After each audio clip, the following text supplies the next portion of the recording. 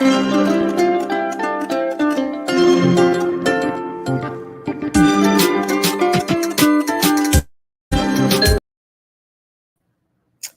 hello. Okay, we are here at Slasher Chick TV, where we like to talk about growth mindset and negotiation strategies. So you never have to choose between this or that. You can always say yes to this slash that. And today is my 61st consecutive day of live streaming in this 90-day live stream challenge. And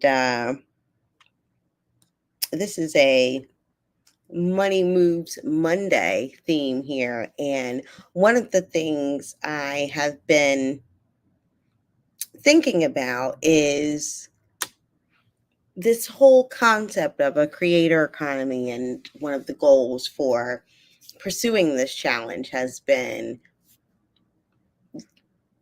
adding YouTube eventually as a potential revenue stream. But in addition to it being an outlet to create, but it is a good marketing tool, etc. And of course, I have something in my eye right now while I'm streaming. And so, hi, Marlene. Happy Monday. I just made it under the wire for my 61st day.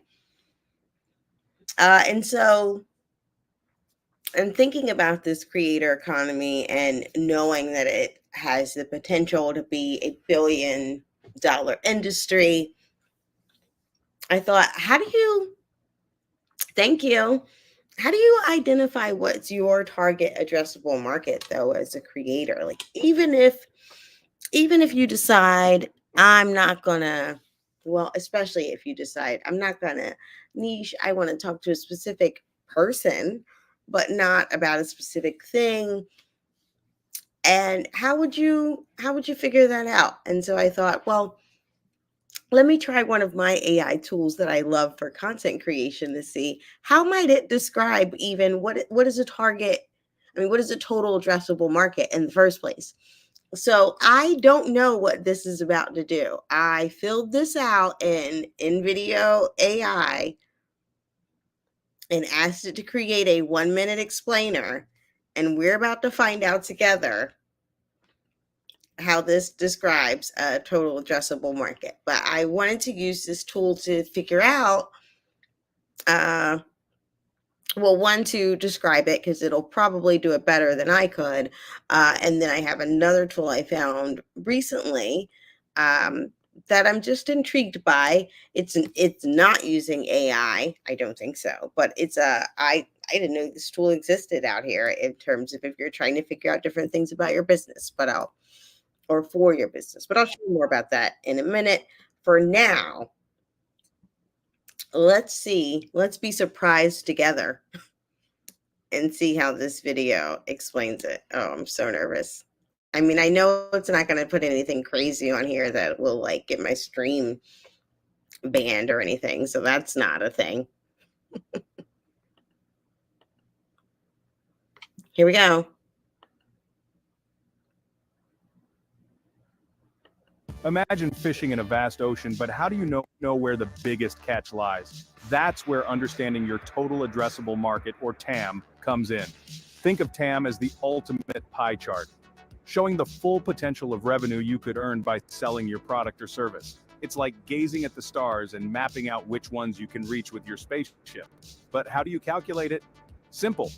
Start by identifying everyone who could possibly need your product. Say you're selling bicycles. Your TAM would include everyone who can ride and is looking for a bike. But it's not just about head count. Consider factors like geography, age, purchasing power, and specific needs. It's like deciding whether you're fishing in a pond, a lake, or an ocean. So why does TAM matter? Well, knowing your TAM helps you gauge the scope of your market ambitions and fine-tune your business strategies. It's the difference between casting a wide net or fishing with a spear. Understanding TAM isn't just a metric, it's a compass for your entrepreneurial journey, guiding you where opportunities are ripest. So grab that map, and start charting your course to success.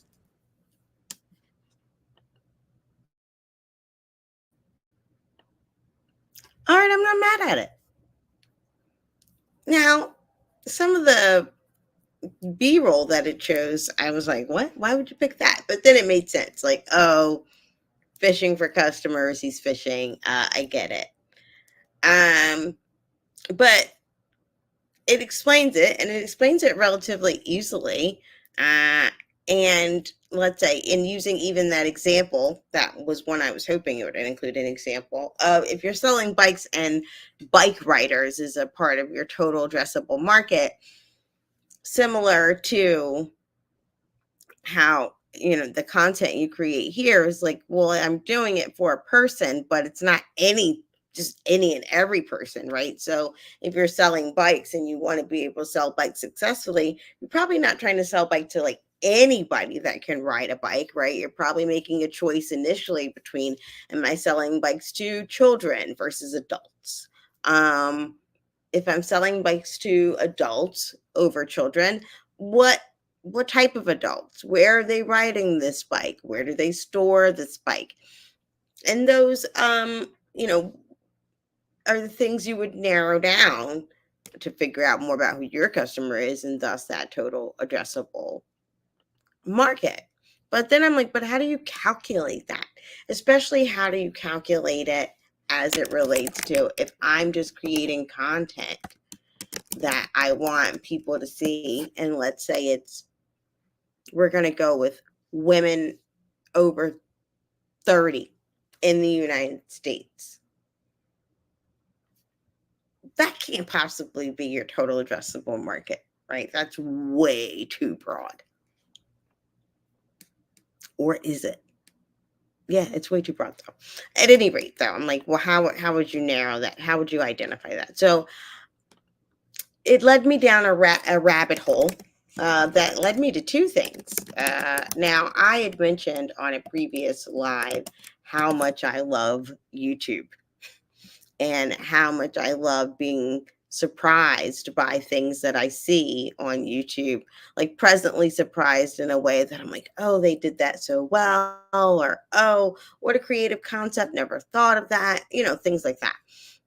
Now, one thing that I got distracted by now. This was not in the original thoughts about the stream, because I want to get back to the total addressable market, right? But one thing I found on YouTube that surprised me, and I was like, oh my gosh, they did this so well.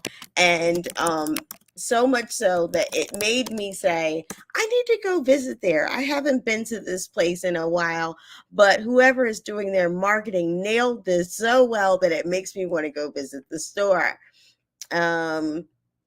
And give me 1 second, and I'm going to be able to pull it up and share it with you, because I'm laughing just thinking about it. But there has been this couple going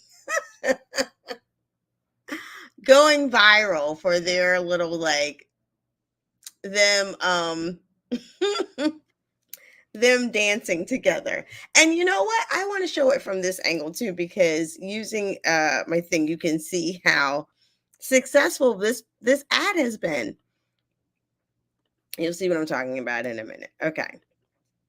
So here we go. The company is Buffalo Exchange. If you're not familiar with Buffalo Exchange or don't have one in your area, it's kind of like similar to a Plato's Closet, or it's like a thrifting retail resale type store.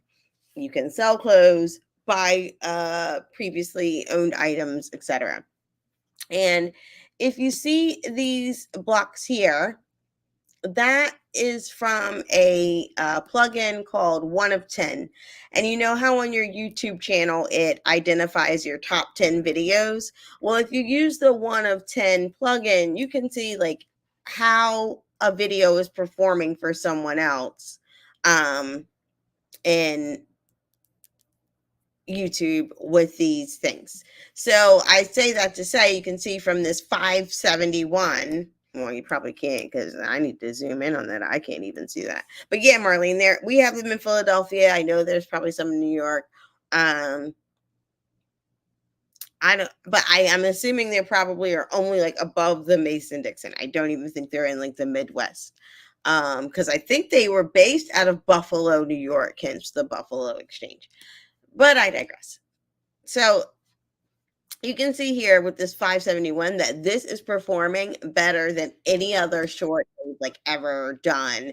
Their best performing shorts do usually a 2.5x rate as far as, but this one, and let's see, the last one they had went viral, went at an 8.5x rate. But this one is going at a 571.4x. That's how much this short is blowing up. 1.6 million views. And when I got served it, though, I was cracking up and was like, oh my God, whoever. I actually commented on this short and said, like, give whoever is on your social media team a raise. So let me just share this one. Wait, I need to turn the, because if you can see from their caption, it's when someone says talking about buying used clothes is gross. And Marlene, you are a thrifter, like myself, so we have no problem with this. Let's dance. Let's dance. Now I went like I got click happy, and now I attached to the story. Because you that people that's been going viral with this dance to that I've been a nasty girl song. I'm so cracking. Like I cannot stop watching this. Okay, so I have to say they nailed it. Okay. In terms of taking a viral moment and being able to use that for your own brand in a way that was consistent, that right there was a legitimate marketing money move, and they nailed it. Give whoever came up with that concept a raise today. But back to what we were here for was because Buffalo Exchange, they clearly know what their total addressable market is. And they know that I'm one of their customers. That's how I got served. Like they've got it nailed down, right? So their content is being served to the right people for sure. And it's eliciting the responses that they are looking for. But yeah, I can almost guarantee that after I get off the stream, I'm gonna go watch that short again. That thing cracks me up every single time. I might have to end the stream with that one. Hi, Coach Cherry. Now just got out of Coach Cherry's live on her day, and 63 or 64, I think it is. And I had a loser day today, Coach Cherry. It was not a winner. I was failing at everything. I had 3 things I'm supposed to do today for my for my 12-week year. And so far at 9:57 p.m., I've accomplished none of them. However, what I did do and why I'm giving myself some grace is that I went to a move up ceremony at for one of my friend's sons who was moving up from middle school to high school, and so all the aunties were there, and that accomplishing that today was worth it. And I still can't believe we have a high schooler. This is wild to me. But that's why I failed to get my live ready on time, failed to do my 3 things of record a video. I needed to do 1 workout, and the course launch thing, I had a goal of getting at least 100 surveys back to define kind of my curriculum, and I have about 35 so far. So my thing today was I was supposed to send out the survey, to get some more results. I did not do that yet either. But those were my 3 things. But I did identify my point system that I will use to see my progress and hopefully get some 80 to 85% attainment for each week. So we'll see. But today, yeah, time flies, and it was so awesome. I still can't believe it. It's so fast. It's so fast. And then they did this thing at the end where all the parents had sent in like baby pictures and current pictures, and some of these young men, but first of all, some of these young men look like grown men that I'm like, you're not in high school, but some of them were so little that I'm like, oh my god, you're gonna go to high school, like, but they are in a private school where it's like the same, for the most part, the same students from their elementary to lower, or what they call the lower school to middle school to high school. And so the good thing is they've been together so long, and they know one another. Well, his class was like only 91 students, and I know my class, my high school graduating class, and this was even at a public school, we were 161, and we were actually still pretty tight as a class. So I can imagine with 91 in your class, y'all are pretty tight too, and they seemed like it. But it was, yeah, it was really enjoyable with them also having such a small class. They had a little like a bio that they gave for every student. So it was nice to hear what all the students are doing, and what they were proud of and what the teachers most love about them. Yeah, it was so nice. Definitely teared up, and they ain't even my kids. But it was, yeah, I know he appreciated having his and whole entire village there. I'm sure it was overwhelming, and I was bummed that I couldn't go out to the lunch afterwards. I had to get back to work. uh so I did have what was, my other goal of having a productive and empowering work day. I got those things done, and I got to achieve the graduation. I didn't get some of my extra plans done. But what I am here for is my 61st consecutive day of live streaming. And that was a challenge today. I'm not going to lie. But I realized I know I've made some significant progress, because when I started to like say to myself, ugh, I got to go on the live, the second thought that came in my head and what I said to myself in response was, yeah, Alicia, there's someone else who's going to do their live today that also doesn't want to.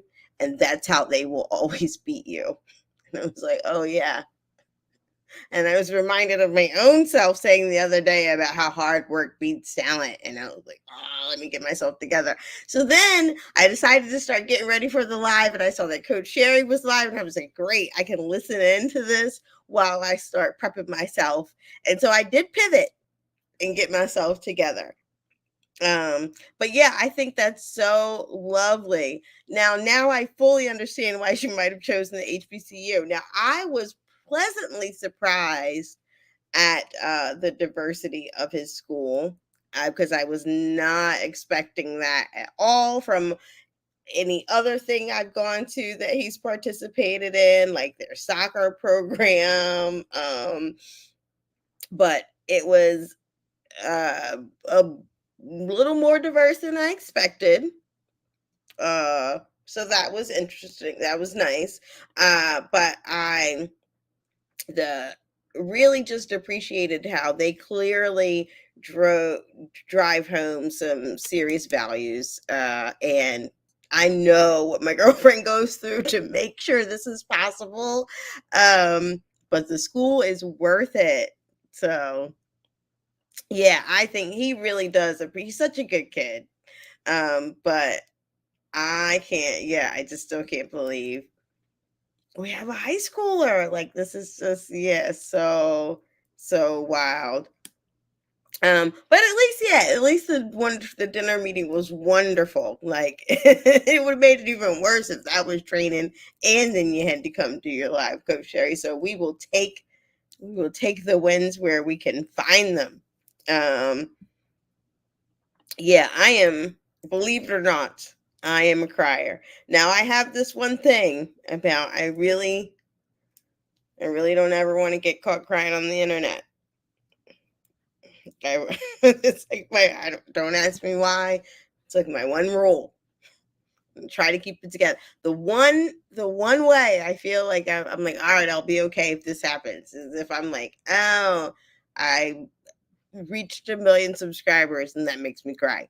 But that is like, who wants? Well, I take that back. I won't say who wants that, because in related to Money Moves Monday, there is one channel that I really love, and she just got to 1 million subscribers not too long ago. And she only talks about like side hustles and money making things. And hey, Marlene, to each his own. No, one thing I also believe, I started to make this as another live because there's no shame in that if you like it. Because the thing is, shame and guilt are useless emotions in my book. This is one of the things I will maybe make a live on a win-win day. Because shame, we feel usually about something that ain't got nothing to do with us. It's about something someone else did. And guilt is like either don't do the thing again or go fix the thing you did. But like, how does it serve you to sit in guilt? So I ain't no shame in crying online if that's what you choose to do. But I see like stuff like that, Coach Cherry, for example. I'll get to crying about something like that and can't stop myself. So, or like some of the things you've talked about even the tragedies that have happened. See, in Charlotte, like when unfortunately there was that incident with the police officer, that was challenging for in thinking about both the officers and the families that thing. And now I'm trying not to tear up now just thinking about this one thing, but there was this one video. I'm not going to go back to it because it is so painful to watch, but it's this young lady, and she's explaining to her mom about how this kid in her class keeps saying racist things to her, and that she keeps going to tell the teacher, and the teacher keeps saying, well, he doesn't mean it like that. And the little young lady keeps replying to her mom, but there's no other way. And woo, and she's like 5, and the kid is clearly saying racist things, like, and then so I don't know what got me down this rabbit hole. Oh, what was the point was, I tear up easily. Okay, I cry tears of joy often. I think I might. No, I'm not even okay with crying tears of joy on the internet. I don't know. I don't know. That's my own thing to work out. It's my own thing. Oh, I love that, Marlene. Yeah, I definitely cried. Did I cry on my high school graduation? I don't know, but yeah, I listen. People are often surprised that I don't know if you ever saw the movie Face Off. Okay, but the movie Face Off is about this criminal who steals a man's face to like create a new identity so he can be on the run.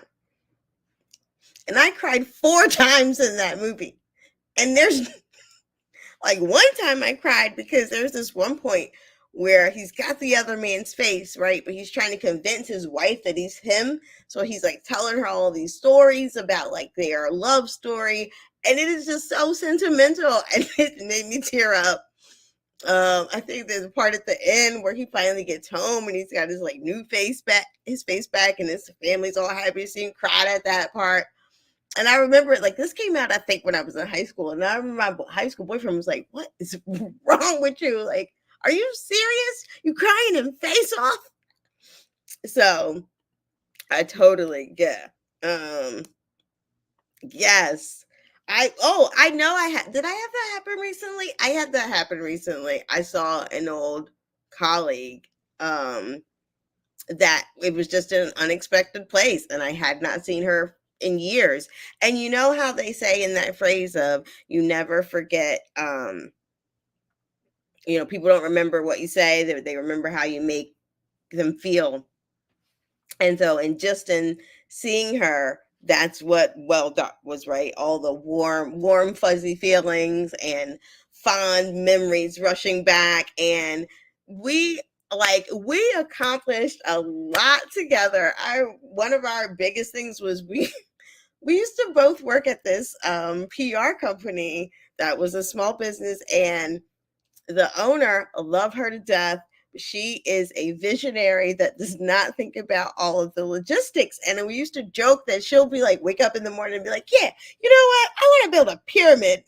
And we just figured out how to make it happen. So we definitely worked hard together, and that she decided she wanted to launch a clothing line, but nobody knew how to launch a clothing line.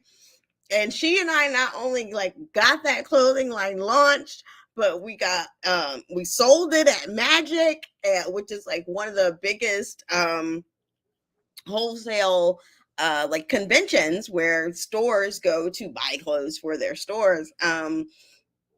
And yeah, we went through a lot together. And so seeing her definitely made me well up with tears of joy. So yeah.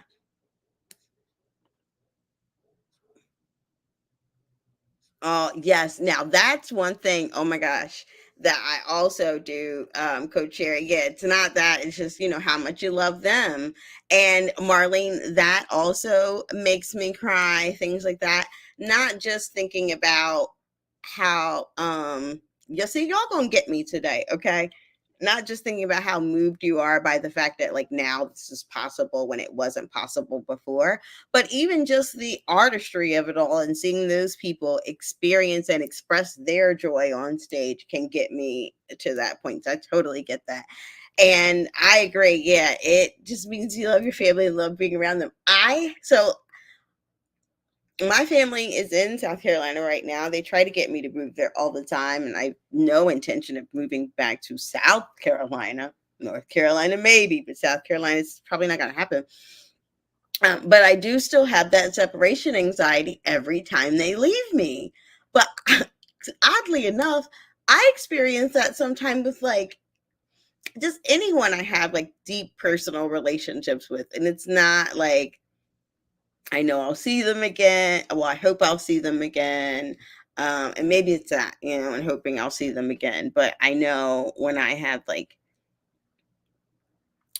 not next weekend, but in a couple weekends, I'm going to a festival, and I have friends coming in that don't live in the area anymore. And I know by the time we finish our weekend together, I'm gonna be crying when they leave, just because I'm gonna have that separation anxiety.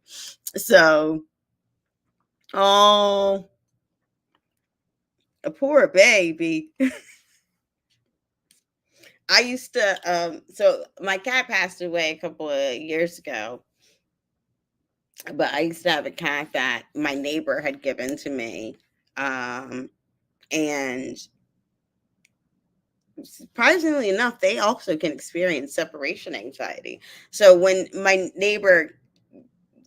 I adopted the cat from my neighbor, it was initially like a bodega cat that her parents had sold their store, and the mom said the cat couldn't come home. But it was really like the dad who loved the cat. So initially she wanted to be able to like take the cat to visit her dad. And so like when I first got the cat, maybe the first couple of months I let her like come get the cat, but like by the third month, when she would come by, my cat would freak out. And I think she started to think she wasn't going to come back home if she went with her. So I appreciated, though, that the fact that she did have that kind of anxiety about being separated from me, that we were finally family. And unfortunately, she passed away. See, now y'all really about to get me to tear up. So she passed away. It'll be 2 years this September, and I've still not been in a space to get another pet yet, because well, not that I'm ever going to get over it, but yeah, I'm not. It's still too fresh. So, and I'm trying to practice that as an improv tool. You say yes and. But the channel I was telling y'all about that is a million subscribers And she talks about, yeah, side hustles, money mindset. But this channel, Odetta Rockhead Kerr, I think is how you pronounce it. She's based out of Jamaica.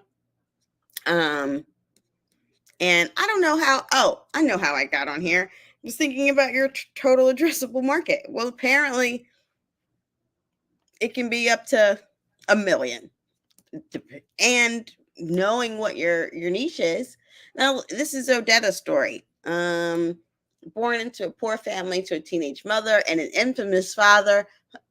Oh, I want to hear more about that, but I don't think she's talked about that. Odetta had a life that was nothing short of a miracle. Oh, I did not know this part. She lost her father when she was 6 to his criminality. Okay, now I know more about the infamous. She didn't graduate high school and was homeless and a college dropout and was pregnant twice by age 17. Okay, Odetta's been through a lot. Now that I did know. I knew she had a like rough, as they say, a no crystal stare type background. Um, and what I knew was she was the hustler. But I've been following her channel since, I don't know, I think she might have been at like 50,000 subscribers when I joined. Like literally watching this channel grow this way has been a joy to watch someone do this. And really, and because your channel can be global, yeah, technically your total addressable market can be 1 million folks, right? I guess it can be a lot more than that, depending on how specific your topic is. Um, but yeah, that's what I'm curious about. Well, how would I figure that out? Now, did it stop sharing my thing? It did. Okay. So that's where I found this tool. Now, I found this tool actually by searching through YouTube on what did I search? Like creator total addressable market. And it led to this channel here, which was a great example then of how businesses use YouTube to market, because it led me to this Cognism, which I had never heard of, but they have a B2B data tool that helps you identify leads.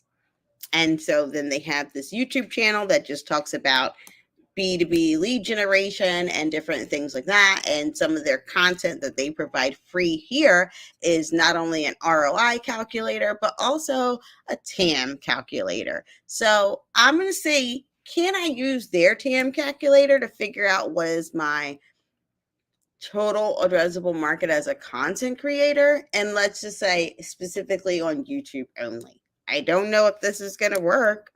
This is my first time trying it. Company size, self-employed. It's just me, boo. Oh, you got to have at least 2 company size. Oh, I got to choose 2. Got it. Oh, all right. See, this makes sense.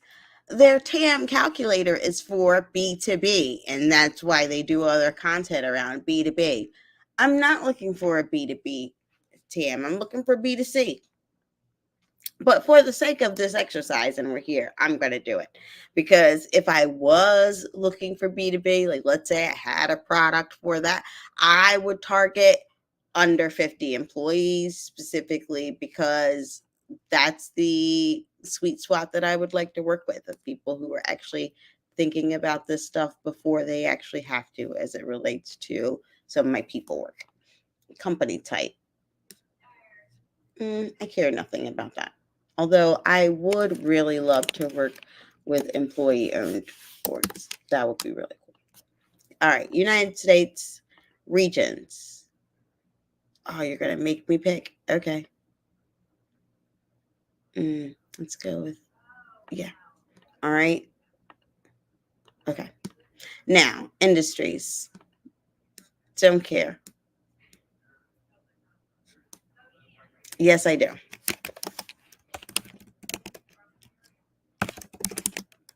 Ooh. All right, what are these industries that these are the technologies. Sorry. I was looking for industries. All right, software. Technologies. They do not have whether they are using artificial intelligence or not as a technology differentiator. It doesn't look like here. No, it does not. So, but I will pick AWS because almost everything in the world is built on AWS. All right, let's, for the sake of this thing, put in leadership coaching. Leadership and coaching. Does it say I should use like a Boolean search? It doesn't. Okay. I don't know if I should be putting in for keywords like what their needs are or something about their business. Set your average customer or annual contract value. Okay. All right. So annual contract value, I'm going to set at, if someone were looking to just replace a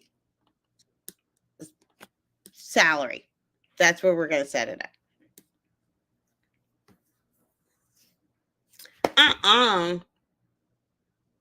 Okay. Well, y'all, I don't know what the answer is. I guess I'll have to find out when they send me this answer.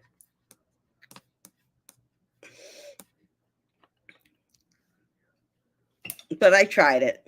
As they say, you tried it. What I did not try but do is complete day 61 of 90 consecutive days of live streaming, because I have completed at least 30 minutes.